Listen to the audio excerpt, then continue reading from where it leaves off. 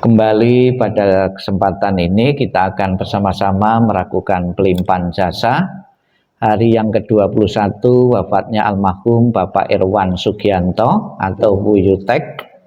Apabila dalam jangka waktu 21 hari ini arwah beliau belum menempati alam surga bahagia, belum tenang, damai dan bahagia, dengan doa yang kita bawakan, dengan kebaikan-kebaikan yang ditanam beliau semasa hidupnya, akan segera mampu mengantarkan arwah beliau menuju alam yang lebih berbahagia. Dan juga keluarga besar yang ditinggalkan segera merelakan, mengikhlaskan kepergian almarhum Bapak Irwan Sugianto menuju alam yang lain. Marilah dengan penuh bakti, penuh khusyuk, penuh keyakinan kepada Tuhan Yang Maha Esa, para Buddha dan para suci, kita bawakan doa pelimpahan jasa hari yang ke-21 ini dengan hikmah.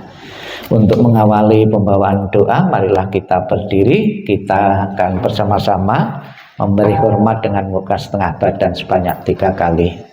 Hormat pertama, hormat kedua, hormat ketiga. Bukunya dibuka halaman 3, pujian air suci. Halaman 3. Yang ceceng suet yang sang chen Chinh công bát tâm lý lần chen phát tích quang cuộc chen em ni xuê chốt chen ô yên vang ong đen phai en nam mô thiền lang thiên Bồ Tát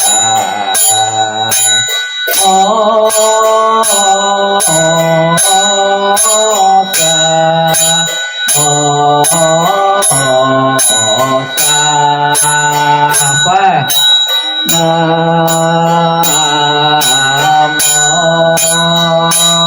mô thiền lang thiên Bồ Tát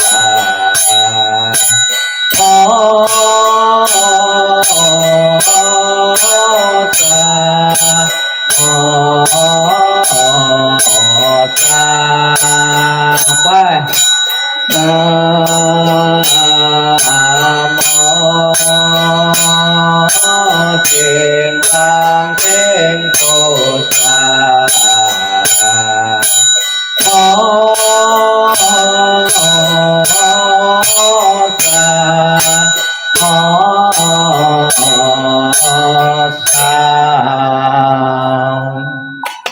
Silakan duduk, dikerasin, dibesar. Dibuka halaman 4, Tapecu.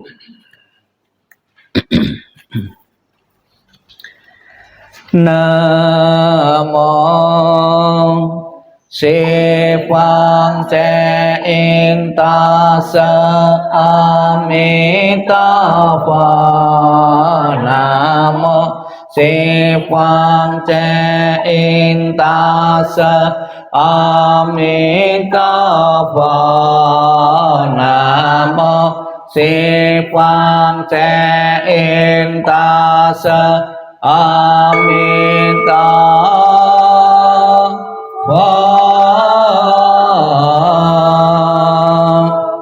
Namo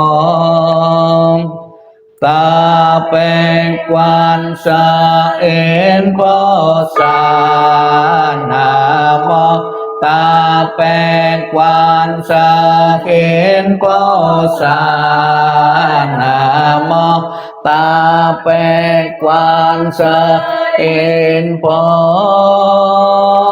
Sát. Namo Alatana tola ye ye Namo Aliye Pala Cete Sapola ye Puti Sato Boye Moha Sato Boye Moha Chanuti Jaye Amsa Pola Paye Susana Tasye Namo Siji Toyi Mang Aliye Polo Ceti Sapola Lindopo Namo Nara Cinca Sili Moho Puto Sami Sapo Atato Supa Asayi Sapo Sato Namo Po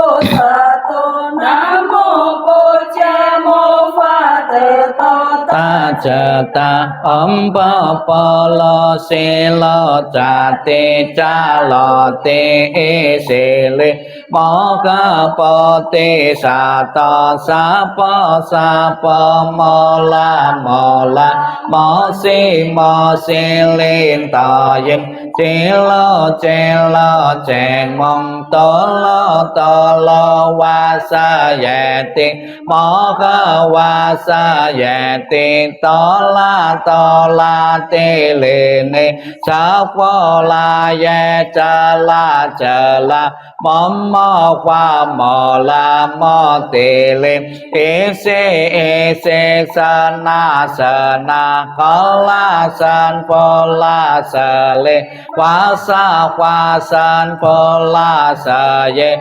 Kolo Kolo Mola Kolo Kolo Sili Sola Sola Sili Sim Solo solo poti e poto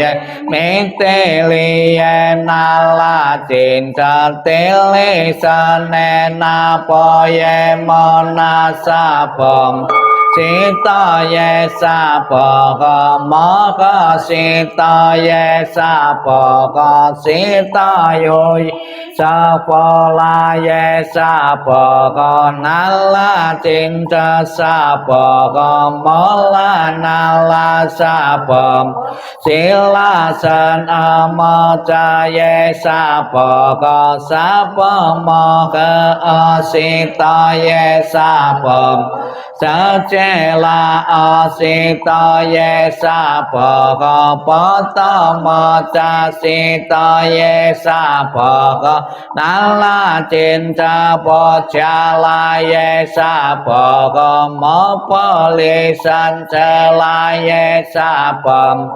nama kolatana tola ye nama ali ye pala cete sapala ye sapam om jin den tu mantola pata ye sapa namo kang luwang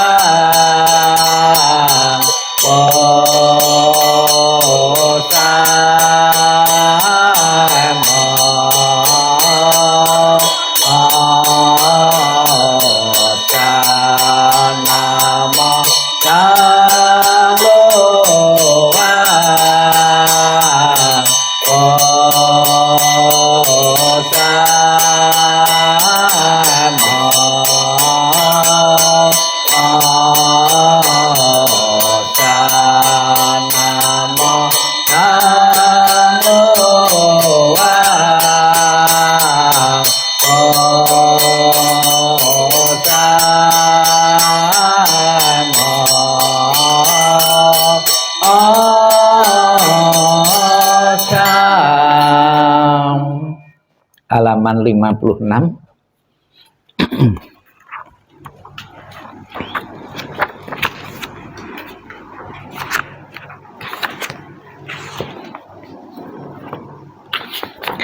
56, 57, 58, 59. Nanti 58 bagian bawah, 59 masing-masing kita baca per bait 3 kali ya. 56 sincing atau sutra hati. Namo para wesang papasan, namo para wesang papasan, namo para wesang papasan,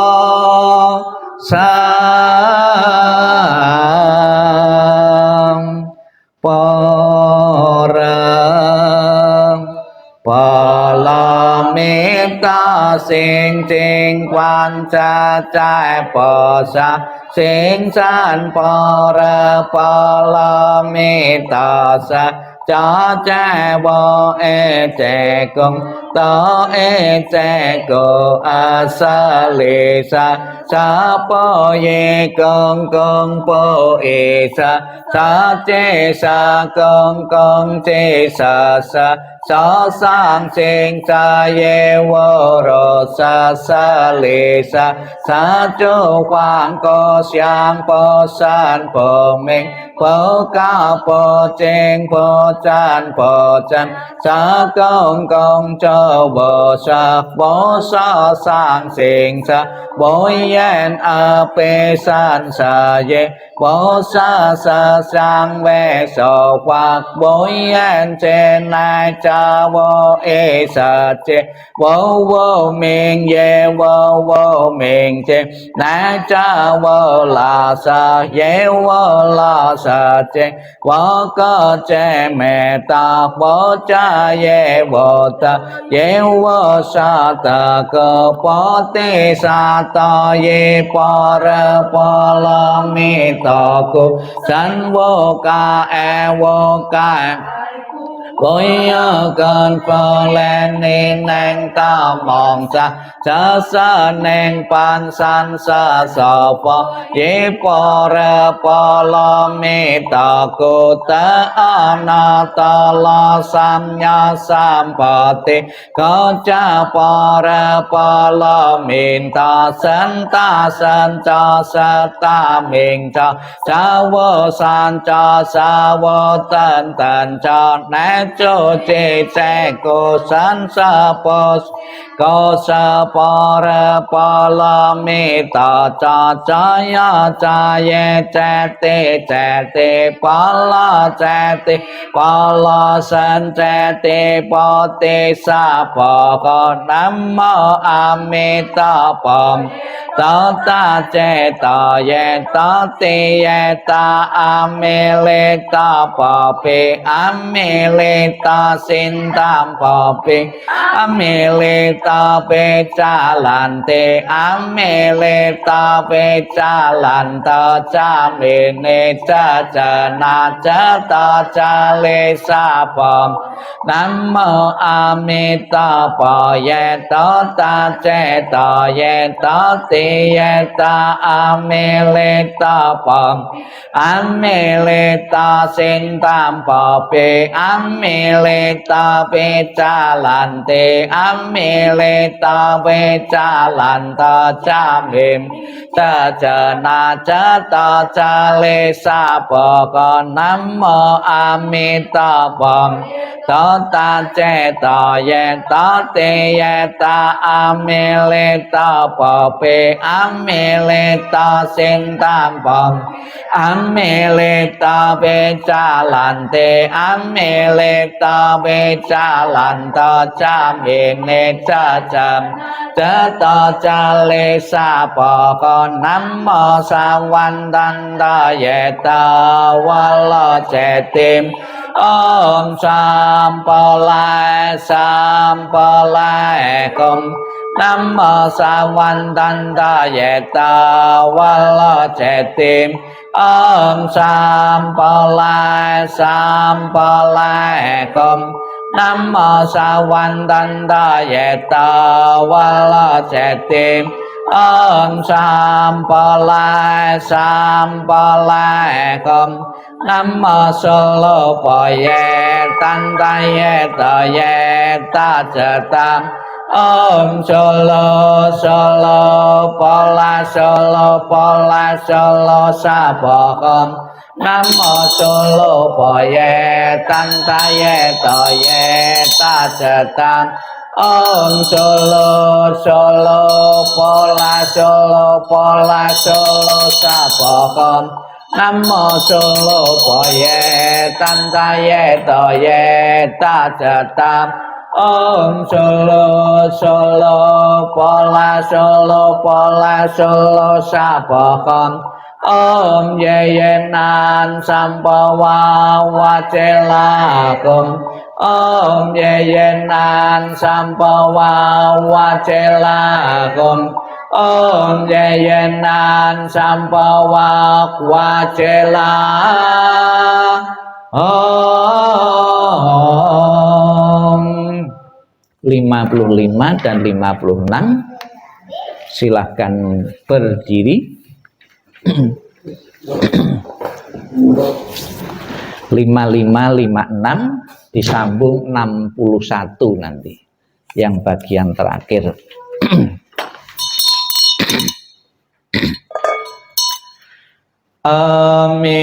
Amitabha Sante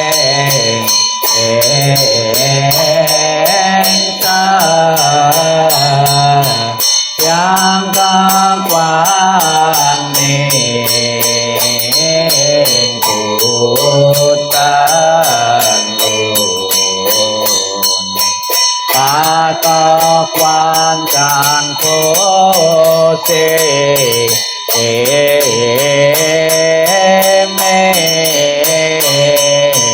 kang boten teng ketatan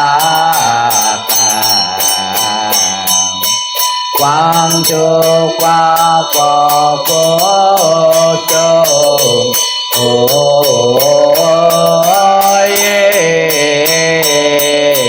qua po xa chung di po khen kesepayan tocong Om san chupin chan linh thật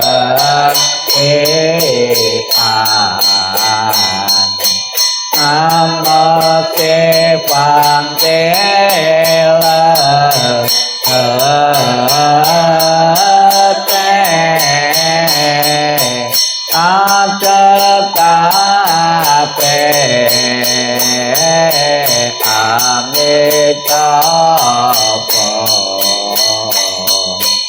Namo Amitabha Namo Amitabha Namo Amitabha Namo Amitabha Namo Amitabha Namo Amitabha Namo Amitabha Namo Amitabha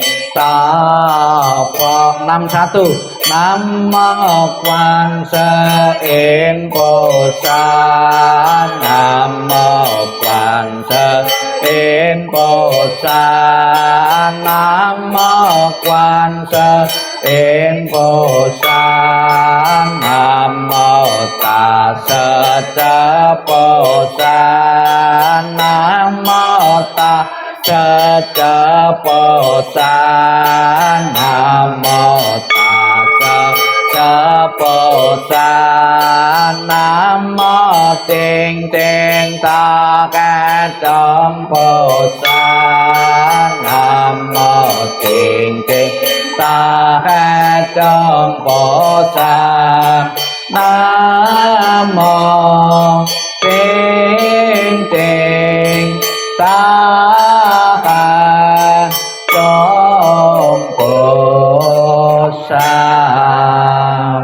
silakan duduk.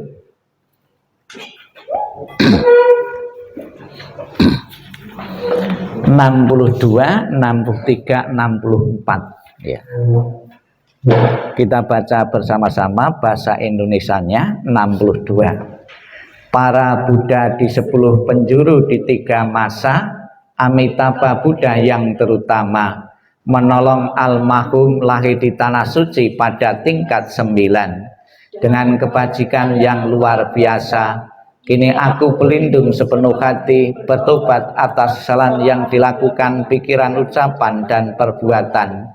Setiap ada kebajikan yang terkumpul, dengan tulus kulimpahkan jasanya. Semoga bersama umat sedharma selalu mendapat berkah mulia. Menjelang meninggal alam surga Sukawati dengan jelas nampak di mata. Bersemangat saat melihat dan mendengar, bersama-sama lahir di surga Sukawati. Bertemu Buddha dapat hentikan samsara, seperti Buddha menolong semuanya. Memutuskan semua kilesa, derita, loba, dosa, moha. Dengan belajar dharma yang tiada tara, bertekad menolong semua makhluk, dan bertekad mencapai Buddha marga. Alam semesta ada batasnya, namun tekadku tak ada taranya. Semua makhluk berjiwa maupun tidak, bersama-sama sempurnakan semua kebijaksanaan. Para Buddha di 10 penjuru di 3 masa, semua bodhisattva mahasatwa, semua bodhisattva mahasatwa, maha prasnya paramita. Halaman 68. 68 titik-titik kita isi dengan nama almarhum. Kita baca bersama-sama bahasa Indonesianya 68. Semua jasa pahala kami dari pembacaan sutra suci ini dilimpahkan untuk almarhum Bapak Irwan Sugianto atau Buyotek. Semoga dengan bantuan kekuatan welas asih Triratna dapat mengurangi, menghilangkan perilaku tidak baik 3 kilesa almarhum, bebas dari penderitaan tumima lahir di alam samsara, terlahir di tanah suci surga Sukawati di sebelah barat, lahir dari bunga teratai tampalah tubuh yang agung, bertemu dengan Buddha mendapat ajaran mulia, mencapai kesempurnaan. Semoga halaman B dan D, halaman awal, huruf B dan D, doa kelahiran kembali dan mengingat budi ayah bunda. Nanti keluarga mengikuti membaca bahasa Indonesianya bersama saya, sambil kita iringi doa sambil kita iringi nenpok atau memuji, mengagungkan, memuliakan Buddha Amitabha. Marilah di saat kita mengenang memperingati hari yang ke-21 almarhum Bapak Irwan Sugianto meninggalkan keluarga, sebagai bentuk kepedulian kepada arwah beliau, kita kirim doa kelahiran kembali, dan untuk keluarga yang ditinggalkan untuk mengenang, mengingat jasa dan pengorbanan dari orang tua. Kita nenfok bersama-sama dengan penuh penghayatan dengan irama yang sama. Namo Amitabha.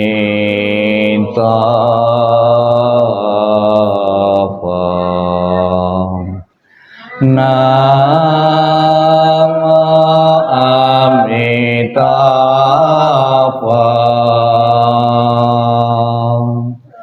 Namo Amitabha.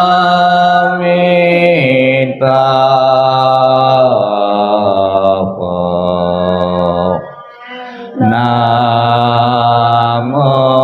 Amitabha.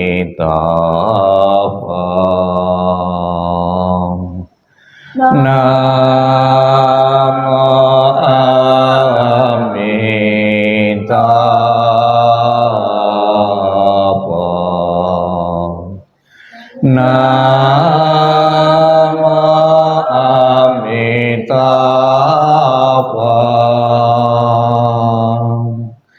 Namo Amitabha.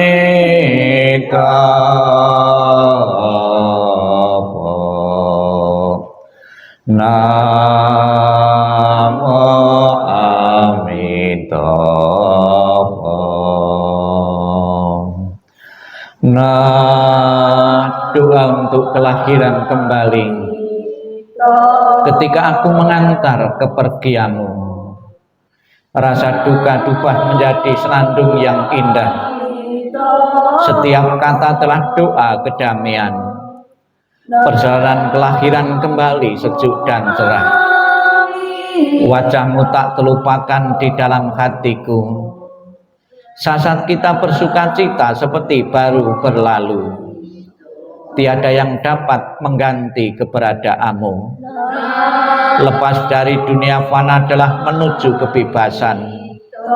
Seberanglah dengan cinta kasih, terpujilah Amitabha Buddha. Datang dan pergi dari tanah suci, terpujilah Amitabha Buddha. Berkat kebajikan selalu bahagia, terpujilah Amitabha Buddha. Selalu tentram dan damai, terpujilah Amitabha Buddha. Mengingat budi ayah bunda, walaupun kami tak dapat bersama selalu, tetapi batin kami selalu terkait bersatu. Tak dapat dilupakan selamanya cinta kasih dari ayah bunda. Kehidupan ini akan saya manfaatkan sebaik-baiknya. Rajin belajar agama, sucikan hati dan pikiranku. Selalu ingat dan berusaha membalas besar budi ayah bunda. Membangkitkan kebajikan, menolong diri sendiri dan semua orang. Dalam setiap kehidupan menyelamatkan diri sendiri dan semua orang. Hanya ayah bunda yang terbaik di dunia ini. Anak yang mempunyai ayah bunda bagaikan mustika. Dalam pelukan ayah bunda kebahagiaan tak terhingga. Tava Namo Amitabha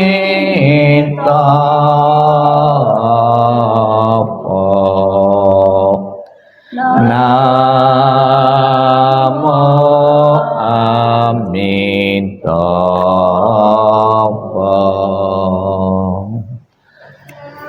Bukunya ditutup, masih di bawah. Terimalah di dalam Dharma, Namo Sang Hyang Adi Budaya, Namo Buddhaya, dan salam sejahtera bagi Bapak Ibu saudara sekalian. Di dalam kitab suci agama Buddha sempat ditulis ada seorang ibu, ya, selebihnya itu kurang lebih saya hitung ada 3, seorang ibu, seorang wanita. Ketika ditinggal kematian oleh orang-orang dekat, orang-orang yang dicintai atau darah dagingnya, itu tidak bisa menerima. Karena tidak bisa menerima mengakibatkan secara fisik, secara jasmani dia menderita, lebih-lebih secara rohani, kebatinannya juga sangat menderita sekali. 3 cerita yang akan saya uraikan ini, yang akan saya sampaikan ini juga sebuah pelajaran bagi kita yang tadinya belum tersentuh dengan ajaran Sang Buddha, belum dekat dengan ajaran Sang Buddha. Mereka, wanita-wanita ini, belum mempunyai pengertian dan pemahaman yang benar tentang hakikat kehidupan, bahwa kehidupan itu ada akhirnya. Seseorang cepat atau lambat setelah lahir pasti akan selalu dibayangi dengan kematian. Cerita yang pertama ada seorang ibu yang bernama Patacara. Patacara ini mempunyai suami, mempunyai 2 anak yang masih kecil-kecil. Ketika dia melakukan satu perjalanan, si suaminya di tengah perjalanan dipatok oleh ular berbisa. Seketika itu juga langsung meninggal, ya, karena kena sengatan ular berbisa. Sebagai seorang istri baru saja kehilangan suaminya yang merupakan tulang punggung keluarga, pasti menderita sekali. Lebih-lebih saat itu kedua anaknya masih kecil-kecil. Bisa kita bayangkan tingkat kesulitannya maupun penderitaannya lahir dan batin sangat berat sekali. Kemudian belum kering mata untuk menangisi suaminya yang meninggal, dia ingin menempuh satu perjalanan dan harus melewati sungai. Dia harus menyeberang sungai. Karena tidak kuat kalau digendong semua, kemudian salah satu anaknya ini ditaruh di pinggir sungai, kemudian dia menggendong yang anak yang masih kecil ini. Kemudian di tengah sungai, ya, itu tiba-tiba melihat burung pemakan bangkai, ya, burung besar itu mau memangsa, mau mengambil anaknya yang di pinggir sungai tadi. Kemudian dia melambai-lambaikan tangan sebetulnya untuk mengusir burung yang mau makan anaknya ini. Pikiran anaknya mengira bahwa ibunya memanggil untuk menyeberangi juga atau untuk mengikuti ibunya. Kemudian hanyut di sungai, kemudian bayi dalam gendongan pun juga hanyut. Jadi suaminya meninggal, kedua anaknya sekaligus juga kena musibah hanyut di sungai. Bisa kita bayangkan, pasti dia menderita sekali, stres berat. Dalam keadaan putus asa itulah dia terpikir untuk pulang ke rumah orang tuanya. Di tengah perjalanan belum sampai ke rumah orang tuanya, dia ketemu salah seorang yang baru saja melayat dari kampung halaman dari Ibu Patacara ini, bahwa keduanya orang tuanya juga baru saja meninggal, bahkan abu perapian itu pun masih menyala, dilihat dari asap api, ya. Kalau di India pada waktu dominan dikremasi atau dibakar. Jadi dalam waktu yang sangat berdekatan dia kehilangan orang-orang yang sangat dicintai. Pasti kalau itu terjadi pada kita, pasti stres berat atau bahkan gila, ya. Kemudian di tengah keputusasaan dia ditemui oleh Sang Buddha. Bagaimana menyadarkan Sang Buddha? Sang Buddha tidak menyadarkan dengan ikhlaskan, relakan, tidak pakai seperti itu. Sang Buddha cuma mengatakan di sana masyarakat sudah meyakini, percaya bahwa ada hukum tumimba lahir. Sebelum kita lahir saat ini, kita telah mengalami kelahiran-kelahiran yang terdahulu. Sang Buddha memberi nasihat bahwa kamu kehilangan suami, kehilangan anak, kehilangan orang tuamu, itu bukan saja terjadi dalam kehidupan saat ini. Dalam kehidupan-kehidupan yang lalu pun kamu juga pernah kehilangan terus-menerus juga. Kehilangan suami, kehilangan anak, dan kehilangan orang tuamu. Menyadarkan sesuatu yang sering terjadi. Ingat, ya, penderitaannya akan berkurang. Seperti kita sering kehilangan uang, pasti penderitaan kehilangan yang pertama dengan kedua dan ketiga itu tidak seberat yang pertama, ya. Demikian pula ajaran Sang Buddha tentang kelahiran kembali ini bagi mereka yang mencerap dan menerima dan memahami, juga sekaligus untuk menyadarkan kita bahwa hari ini pun kehilangan suami, kehilangan orang tua, kehilangan ayah bukan saja terjadi hari ini. Dalam daur ulang kehidupan-kehidupan yang lalu, keluarga ini, keluarga kita pun juga pernah kehilangan anggota keluarga satu persatu.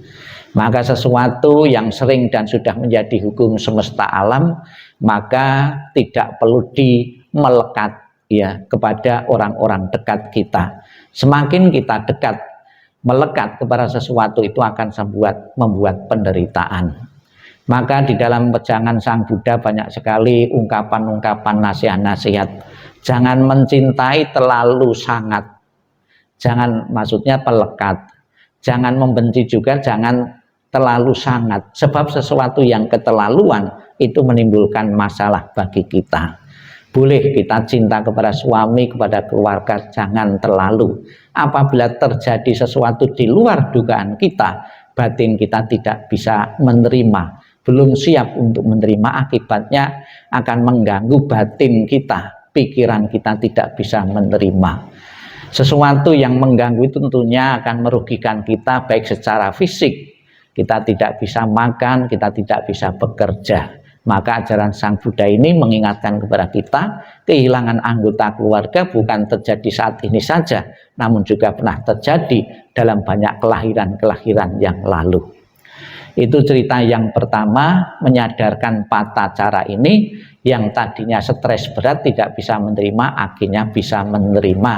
Bahkan di akhir kehidupannya patacara menjadi seorang bhikkhuni dan mampu mencapai tingkat kesucian. Kemudian cerita yang kedua, seorang ibu yang bernama Kesa Gotami.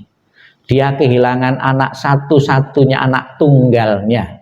Ya, begitu menderita, ya, Kesa Gotami ditinggal anak satu-satunya, anak yang menjadi tumpukan hidupnya, masa depannya, meninggal. Karena tidak menerima, dia pun membawa mayat anaknya ini keliling ke sana kemari mencari obat yang bisa memulihkan, yang bisa menghidupkan kembali kondisi anaknya yang meninggal ini. Mungkin kalau kita lihat pasti orang gila ini, ya, menggendong mayat anaknya. Kemudian ada orang yang berbelas kasih suruh menemui Sang Buddha. Dengan Sang Buddha pun bukan dengan kemampuan batinnya menghidupkan anak yang sudah mati, namun diberikan pencerahan. Bahwa pencerahannya dengan satu sarana juga, disuruh mencari biji lada, ya, banyak kan biji lada, tapi syaratnya harus berasal dari keluarga yang belum pernah ada kematian di situ. Dia sangat antusias pada mulanya mencari biji lada, ya, di rumah ke rumah. Namun setiap menemukan biji lada, ketika ditanya di sini apakah pernah ada kematian, dijawab bahkan bukan satu kematian, dua kematian, anggota keluarga, tiap keluarga pun juga pernah mengalami kematian. Dia menyadari dan menyadarkan pada batinnya, ternyata kematian ditinggal anak bukan saja terjadi dalam diriku, ditinggal kematian orang dekat bukan terjadi dalam diriku saja, keluarga-keluarga yang lain pun juga pernah mengalami yang sama. Sama seperti kita juga ketika keluarga kita yang meninggal menganggap bahwa menderita karena kematian itu hanya dirasakan oleh kita, tapi juga keluarga-keluarga yang lain pun juga pernah merasakannya. Akhirnya menyadari kisah Gotami ini pun di bawah bimbingan Sang Buddha, disadarkan dengan cara yang jitu kepada Sang Buddha, akhirnya bisa menerima kematian anaknya dan secara sukarela menguburkannya sendiri anak kisah Gotami ini. Dan di masa kehidupannya juga wanita Pacacara ini menjadi seorang bhikkhuni dan akhirnya bisa mencapai tingkat kesucian. Kemudian ada satu lagi namanya Wisaka. Diceritakan Wisaka ini seorang yang secara finansial mampu. Dia mempunyai 10 anak. 10 anak pun juga masing-masing mempunyai 10 anak ya. Jadi kisah Wisaka ini ya jangan ditiru ya, mempunyai 10 anak ya, sengsara sendiri kalau zaman sekarang punya anak ini. Anak ini punya cucu-cucu. Ketika salah satu cucunya meninggal, dia pun juga tidak terima. Mungkin cucu yang paling dekat, yang setiap saat berkumpul dengan neneknya ini, Wisaka ini. Kemudian Sang Buddha pun mendengar tentang kesedihan dari Wisaka ini. Sang Buddha pun bertemu dan menasihati Wisaka ini. Cucumu banyak sekali, bagaimana seandainya kalau tiap hari itu mati satu persatu? Apakah kamu akan sedih terus setiap hari tidak sempat kerjaannya menangisi cucumu yang satu meninggal? Dia menyadar, oh iya, saya pun tidak ada gunanya menangisi setiap hari cucu saya yang meninggal. Ya, kemudian dia sadar dan menjadi orang yang boleh katakan mencapai pencerahan juga. Demikian pula Bapak Ibu sekalian, memang untuk segera bisa menerima kematian orang dekat yang setiap hari berkumpul tidak gampang, tidak mudah. Bahkan saya sering melihat di kalangan rohaniwan saja, rohaniwan agama Buddha sendiri saja, pandai ceramah ya, pandai ceramah, bukan pandita biku saja. Baru saja saya menerima cerita sopirnya seorang biku itu, ketika orang tuanya biku ini meninggal, ya, ibunya meninggal. Waktu orang banyak ya itu diam saja. Waktu di mobil bersama sopirnya itu nangis-nangis, ya, menangisi ibunya yang meninggal. Sopirnya batin, Bante itu ceramahnya pandai sekali. Ini kok ibunya meninggal, ini nangis-nangis seperti anak kecil gitu, ya. Ya, tidak bisa dipungkiri kita pun setiap saat belajar dhamma. Namun untuk mengerti dan memahami tidaklah gampang, tidak mudah. Namun bukan berarti Bapak Ibu ketika kita ditinggal kematian orang-orang dekat kita, kita tidak bisa melupakan kesedihan atau tidak sedih. Kesedihan atau tidak, mengalami penderitaan atau tidak, itu ternyata bisa dilatih. Ketika seseorang ditinggal kematian orang-orang dekat, tanpa kita harus bersedih itu bisa. Di dalam ajaran Sang Buddha, di dalam kitab suci agama Buddha dijelaskan ada seorang kepala rumah tangga yang setiap hari dia merenungkan tentang datangnya kematian, bahwa setiap saat itu akan datang kematian, setiap saat, ya. Kemudian perenungan-perenungan seperti itu bukan dijalani atau dipraktekkan oleh dirinya sendiri, dia juga mengajak istrinya, anak-anaknya, anggota keluarga merenungkan yang sama, bahwa setiap saat kematian itu bisa datang. Nah, karena direnungkan setiap saat Bapak Ibu, ketika terjadi kematian anaknya, anak laki-lakinya, ketika bekerja di ladang, dia pun meresponnya dengan biasa-biasa. Nah, mungkin itu anak yang nakal, kok tidak ditangisi oleh keluarga. Ternyata bukan, juga anak yang alim, juga bukan anak angkat, ya, anak kandung. Tapi karena setiap saat merenungkan bahwa kematian itu bisa datang kepada siapapun, akhirnya bisa seketika itu juga spontan, dia pun tidak mengalami kesedihan karena sudah siap. Ada suku bangsa di dunia ini, di Bhutan, itu disurvei itu menjadi bangsa yang paling bahagia masyarakatnya. Sederhana, di Bhutan itu juga orang suka merenungkan tentang datangnya kematian. Kalau kita kan berpikir orang suka merenungkan kematian itu berarti orang pesimis, orang tidak penuh semangat, orang loyo, tidak mau bekerja. Ternyata tidak demikian. Setiap saat dengan merenungkan kematian, pola pikir kita, pola perbuatan kita akan tercurah sepenuhnya untuk mempersiapkan kematian. Apa bekal kematian? Itu kebajikan-kebajikan itu. Setiap saat dia bersemangat untuk membuat kebajikan sebagai bekal kita untuk menghadapi kematian. Jadi orang-orang yang takut mati adalah orang-orang yang belum cukup bekalnya atau menyia-nyiakan waktu dan kesempatan. Ya, waktu dan kesempatannya bukan untuk mengumpulkan kebajikan, namun mempunyai rasa bersalah, rasa berdosa terus-menerus. Itulah yang menyebabkan kita mengalami ketakutan-ketakutan di saat menghadapi kematian.